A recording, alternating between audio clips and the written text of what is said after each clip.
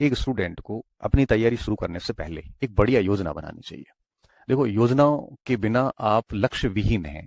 आपके पास में बढ़िया प्लानिंग होना चाहिए कि जैसे अभी आप वरिष्ठ अध्यापक की तैयारी कर रहे हो या अध्यापक की कर रहे हो या व्याख्याता की कर रहे हो, तो आपके पास एक प्रॉपर प्लानिंग होनी चाहिए कि मुझे किस तरह से काम करना है कि एटलीस्ट 3-4 बार सिलेबस पूरा हो जाए और बहुत सारा रिवीजन हो जाए, बहुत सारा आपकी प्रैक्टिस हो जाए। ये सारी चीजें आपको पहले से एक बढ़िया से योजना बनानी है। देखो, योजना बनाएंगे तभी अपन योजना लागू कर पाएंगे। अगर योजना बनाई ही नहीं है तो लागू क्या कर पाओगे? भले ये योजना आप दिमाग में बनाओ। जैसे जैसे मैं मान लो फर्स्ट ग्रेड की तैयारी कर रहा होता अभी या सेकंड ग्रेड की कर रहा होता, तो मुझे पता मेरे पास में अभी 7 महीने हैं या 8 महीने हैं या 4 महीने हैं। तो मैं ऐसी प्लानिंग करता कि भाई पहले 4 महीने मुझे एक बार ये कोर्स पूरा कम से कम 4 महीने में अधिकतम पूरा कर लूंगा। उसके बाद मैं ये करूंगा, उसके बाद ये करूंगा, ऐसे करके। और परीक्षा से पहले मैं एक बार 15 दिन पहले एक बार फिर कोर्स पढ़ लूंगा। इस तरह से एक अच्छी प्लानिंग पहले आप करिए। प्लानिंग कर ली। प्लानिंग में क्या चीजें ध्यान रखनी है कि एटलीस्ट 3 से 4 बार सिलेबस हो। प्लानिंग में क्या ध्यान रखना है कि खूब सारा रिवीजन हो। और प्लानिंग में क्या ध्यान रखना है कि खूब सारी प्रैक्टिस हो, क्योंकि बिना रिवीजन और प्रैक्टिस के कभी भी कोई भी विद्यार्थी सफल नहीं हो सकता। क्योंकि एक बार पढ़ने से आपको फ्रूट नहीं मिल पाएगा। एटलीस्ट 3 से 4 बार 5 बार पढ़ते हैं और उसकी खूब सारी प्रैक्टिस करते हैं, तब जाके हमें पता चल पाता है कि वास्तव में किस तरह से चीजें हैं वो परीक्षा में आती है और किस तरह से हम उसका उत्तर निकालने में सक्षम होते हैं। तो एक बढ़िया प्लानिंग कीजिए। उसके बाद क्या करना है आपको? अच्छे से पाठ्यक्रम का हर एक पॉइंट याद कीजिए कि पाठ्यक्रम में क्या है और क्या नहीं है। हमें टेक्निकल टीम कई बार बताती है कि सर 10 में से 5-6 फोन ऐसे होते हैं बच्चों के, कोर्स लिए हुए बच्चों के, जिनको ये नहीं पता कि सिलेबस क्या है।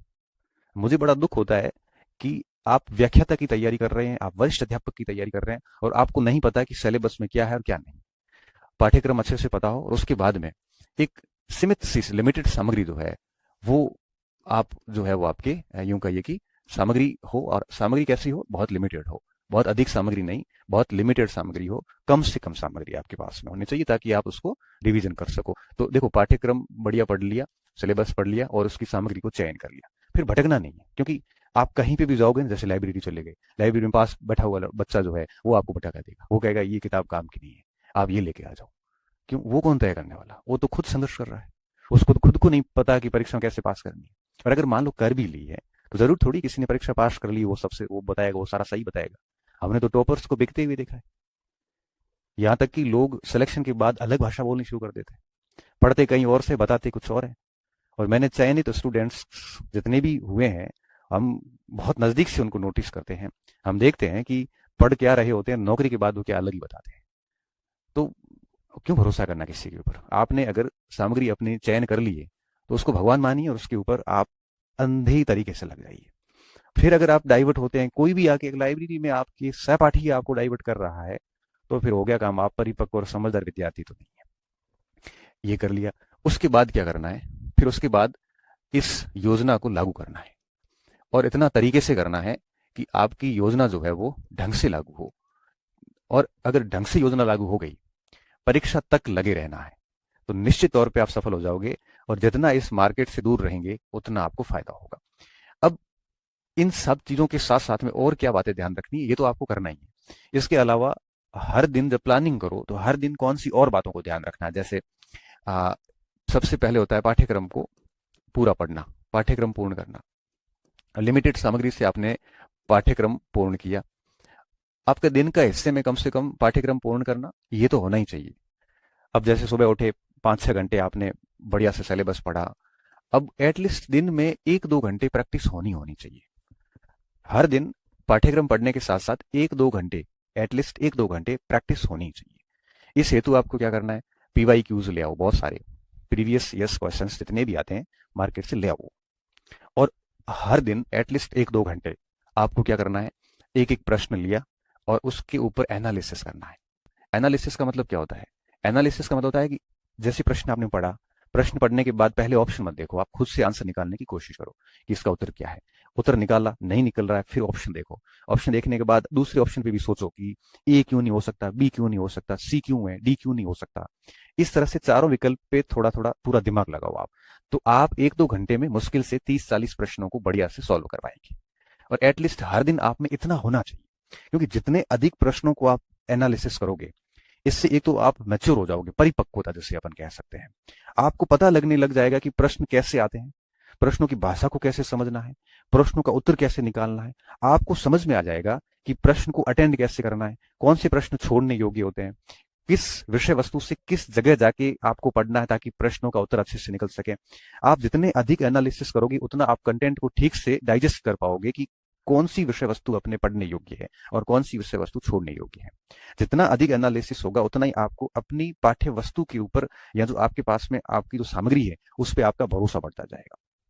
इसलिए कहते हैं कि बहुत जरूरी होता है एनालिसिस करना, और डेली 1-2 घंटे। मैं तो कहता हूं टेस्ट सीरीज इतनी जरूरी नहीं है जितना पुराने प्रश्न जो है। पुराने प्रश्न का तात्पर्य ये नहीं है कि फर्स्ट ग्रेड की तैयारी करें तो केवल फर्स्ट ग्रेड के। अरे पुराने प्रश्न का तात्पर्य है जैसे आप सब्जेक्ट की तैयारी कर रहे हैं तो उस सब्जेक्ट के जितने भी पेपर है, चाहे यूपी ने लिया हो, चाहे मध्य प्रदेश ने लिया हो, चाहे यूजीसी ने लिया हो, सारे पेपर्स लाइए और उनका एनालिसिस करिए। एटलीस्ट दिन में 1-2 घंटे तो ये काम करना ही चाहिए। जितना ज्यादा एनालिसिस होगा उतनी आप में मैच्योरिटी आएगी, उतनी आपकी एक्यूरेसी बढ़िया आएगी और यही आपको समझदार बनाएगा। बाकी आप मूर्खों की तरह अगर पूरे दिन नोट्स या किताब में पढ़ ही रहे हो, उसकी अगर एनालिसिस प्रैक्टिस नहीं कर रहे हो, तो ये वो बात हो जाएगी कि गाड़ी के सारे नियम आपको आते हैं चलाने के, लेकिन आप ड्राइवर नहीं बन पाओगे। ड्राइवर तभी बन पाओगे जब आप सीट पे बैठ के उसकी प्रैक्टिस करोगे, एनालिसिस करोगे, तब जाके आप ड्राइवर बन पाओगे।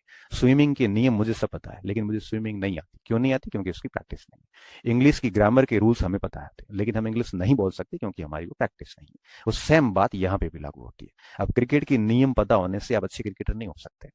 उसी भांति अगर आपको अच्छा करना है एग्जाम हॉल में, तो पढ़ने के साथ साथ में प्रैक्टिस करना बहुत जरूरी है। और प्रैक्टिस पीवाई क्यूज कीजिए, जितने भी पीवाई क्यूज मार्केट में आते हैं आप अपने रूम में रखिए, और जैसे ही टॉपिक पूरा होगा आप ये काम दिन में, मैंने कहा दिन में 3 चीजें जरूरी है।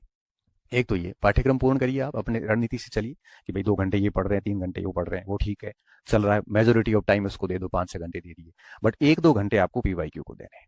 अब आप मुझे कहोगे कि सर पीवाई क्यूज हम कर लेंगे, हम सर एनालिसिस भी कर लेंगे और हम ये सब चीजें कर लेंगे, लेकिन कौन सा पीवाई क्यूज करें? जिस सुबह जैसे आपने इतिहास पढ़ा है, इतिहास में आपने जैसे मिडाइवल पढ़ा है, तो शाम को एनालिसिस मिडाइवल का ही करे या किसका करे? तो मेरी रणनीति ये रहा करती थी, जैसे मान लो कि जनवरी है, जैसे मान लो, ठीक है, और जनवरी में जैसे मैंने आधुनिक भारत और विश्व इतिहास पढ़ा, और फरवरी आया, फरवरी में जैसे मैंने मध्यकाल शुरू किया मान लेते हैं, तो मैं फरवरी के अंदर जो एनालिसिस करूंगा वो करूंगा आधुनिक भारत और विश्व का। क्यों? क्योंकि मेरे वो पूरा पढ़ा हुआ है, मैं पूरी फरवरी उसका एनालिसिस करता रहूंगा। इससे क्या होगा? इससे ये होगा कि फरवरी में मध्यकाल और एक और पार्ट ले लो, राजस्थान का ले लो, इसका तो मेरा पाठ्यक्रम पूरा हो जाएगा, और साथ साथ में जनवरी का पढ़े हुए का पूरा एनालिसिस होता रहेगा। और अब ये एनालिसिस करोगे तो इसका रिवीजन अपने आप साथ में होता जाता है। फिर जब मैं मार्च में 2 नए पोर्शन लूंगा तो जनवरी और फरवरी का फिर मैं फरवरी के रिवीजन और एनालिसिस पे बल दूंगा। इससे क्या होता है कि आप एनालिसिस प्रश्नों का जब करते हो तो जो आप पूरा पोर्शन पढ़ चुके हैं, जो छोड़ चुके हैं, जैसे मान लो कि पॉलिटिकल साइंस, जैसे कोई आरएस की तैयारी कर रहा है, अब जैसे वो, जैसे अभी अक्टूबर का महीना चल रहा है, अक्टूबर में वो भूगोल और इकोनॉमिक्स पढ़ रहा है, सितंबर में मान लो उसने पॉलिटिकल साइंस पढ़ के छोड़ दिया, तो अक्टूबर में जरूरत इस बात की रहती है कि अक्टूबर के अंदर वो पॉलिटिकल साइंस का एनालिसिस करे, प्रश्नों को मिलाए। इससे क्या होगा कि 2 सब्जेक्ट का पाठ्यक्रम चल रहा है और साथ में पीवाई क्यू पुराने वाले के चल रहे हैं, तो इससे क्या होगा कि साथ में बने रहोगे आप। तो इस हिसाब से कोशिश करनी चाहिए। और अगर कोई स्टूडेंट मैं कह रहा हूं कि 10 बार सिलेबस पाठ्यक्रम पढ़ ले और उसने अगर पीवाई क्यूज नहीं किए और उनका अगर एनालिसिस नहीं किया है, तो बहुत संभावनाएं हैं कि परीक्षा हॉल के अंदर गलतियां करके फेल होगा। ये तय बात है। भले आप दुनिया की सारी टेस्ट सीरीज दे दो, जब तक ये एनालिसिस नहीं होगा। बच्चे तो क्या करते हैं, मैं देखता हूं कि प्रश्नों को देखते हैं, सीधा पीछे पेज मोड़ के उत्तर देख के लगा के चल जाते हैं। क्यों लापरवाही कर रहे हो ये? अरे एनालिसिस ये नहीं होता, प्रश्न के ऊपर जान लगाइए आप उत्तर निकालने की, तभी समझदारी आएगी, तभी दिमाग के ऊपर जोर डाला जाएगा कि क्या क्या चीजें याद करने की कोशिश की जाएगी। और आज की तारीख में मैं हमेशा कहता हूं कि मेहनती बच्चों की कोई कमी नहीं है। आपकी मेहनत पे मुझे कोई डाउट नहीं है, बट मुझे डाउट इस बात का कि आप ये चीजें नहीं करते, ये चीजें आप नहीं करते। और मैं बताऊं, हम लोग जब तैयारी करते थे, मेरा जो ग्रुप पढ़ता था, ईमानदारी से कह रहा हूं, हम लोग ऐसा कोई दिन नहीं जाता था जिस दिन 20-30 प्रश्नों का बढ़िया से डिटेल्ड एनालिसिस नहीं किया हो। जैसे कोई सिंपल प्रश्न आ गया हमारे सामने, तो वो भी देखते थे कि इसके उत्तर में ये क्यों नहीं है, ये क्यों है। एक एक ऑप्शंस के ऊपर पूरी माथा फोड़ी करते थे, 5-7 मिनट एक ऑप्शन को देते थे।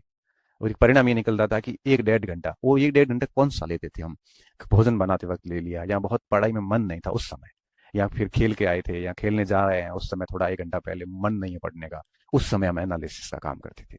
और एनालिसिस के लिए हमने तय कर रखा था कि जो पोर्शन हम पूरा पढ़ के साइड में रख चुके उन्हीं को एनालिसिस करेंगे। अभी जो करंट का पढ़ रहे हैं, जैसे सुबह आपने आधुनिक बात पढ़ा, शाम को अगर आप एनालिसिस करोगे तो एनालिसिस हो ही जाएगा, क्योंकि दिमाग पे जोर देने की जरूरत नहीं, सुबह पढ़ा है तो शाम को सारे उत्तर आराम से निकलेंगे। ये एनालिसिस नहीं है।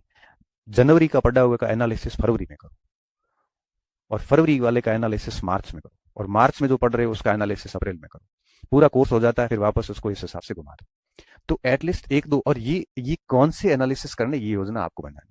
बट ध्यान इस बात का रखना है कि सुबह पढ़ी हुई का शाम को एनालिसिस करने की जरूरत नहीं है। ये एनालिसिस की आवश्यकता एटलीस्ट 15-20 दिन बाद में होनी चाहिए। इससे क्या होगा, पुराना सब्जेक्ट भी कनेक्ट रहेगा जो आपने पहले 1 महीने पहले पढ़ा है, और नए वाला भी साथ साथ में पढ़ते रहोगे। तो एक तो ये चीजें करें। इससे क्या होगा कि आपकी मेमोरी अच्छी हो जाती है, और आपको वो पॉइंट जो है ना, क्योंकि किसी भी परीक्षा में 50-60% सवाल जनरली रिपीट होते हैं। जनरली कह रहा हूँ, कोई जब आप कहोगे सर पॉलिटिकल साइंस में तो नहीं हुआ, अब देखो हर जगह ये बातें लागू नहीं होती, एक्सेप्शनल्स आर देयर, हर जगह होते हैं, परंतु मोस्टली होता है कि 50-60% सवाल इतिहास जैसे विषय में, भूगोल में मैं देखता हूँ रिपीट होते हैं। अब आप अगर इनका इतना बढ़िया एनालिसिस करोगे ना, तो किसी भी विषय की जो मेन पॉइंट्स होते हैं वो कंठस्थ हो जाते हैं, और मेन पॉइंट कंठस्थ हो जाते हैं तो उसके बाद कुछ बिंदु ही आपको याद करने पड़ते हैं, तो परीक्षाओं को आप बहुत अच्छे से कर सकते हो। इसलिए ये चीजें बहुत जरूरी थी। आज की जनरेशन ये सबसे कम करती है, और अगर आप ये कर रहे हैं तो आप बहुत अधिक बेरोजगार नहीं रहने वाले। ये मैं आपको लिख के दे देता हूँ, जो मैंने ये PYQ एनालिसिस का जो तरीका बताया, अगर आप ये कर रहे हैं ना, तो निश्चित तौर पे आप बहुत जल्दी सफल होने वाले हैं। और तीसरी बात, रिवीजन। एक स्टूडेंट को अपने दिन के अंदर एटलीस्ट ये 3 चीजें शामिल होनी चाहिए, तभी ये लंबे समय तक याद रह पाएंगे, तभी रिवीजन मैनेज हो पाएगा, और तभी आप किसी भी परीक्षा को अच्छे से पास कर सकते हैं, प्रॉपर प्लानिंग के साथ टिल एग्जाम तक आप लगे रहते हैं। तो शेड्यूल ऐसा, शेड्यूल पेज पे होता ही नहीं, शेड्यूल दिमाग में बनते हैं। हमें इसको ऐसे रखना है कि अभी फरवरी चल रहा है, फरवरी में मुझे 3 सब्जेक्ट पूरे करने हैं, बस बात खत्म। अब वो भले आप सुबह 4 बजे उठ के करो, एक दिन नहीं उठ पाए तो शाम को करोगे, दिमाग में हमेशा वो चलता रहेगा, यार 3 सब्जेक्ट पूरा करना है। इस टाइम टेबल में जो आप 6 बजे वाला बनाते हो ना, इसमें अगर मान लो सुबह सुबह एक सुबह बिगड़ गई ना, पूरा दिन पढ़ाई नहीं होगी। क्यों? क्योंकि सुबह वाला शेड्यूल चला गया, अब सोच रहे कल से शुरू करेंगे। इसलिए टाइम टेबल मन में बनाओ और मासिक सेट करो कि इस महीने में मुझे ये काम करना है, और फिर उसको लेकर रात दिन पागलों की तरह लगे रहोगे तो टाइम मैनेजमेंट इतना प्यारा होता है। इस 24 घंटे में आप इतना काम कर सकते हो ना, कई बार वो लोग महीने में नहीं कर पाते।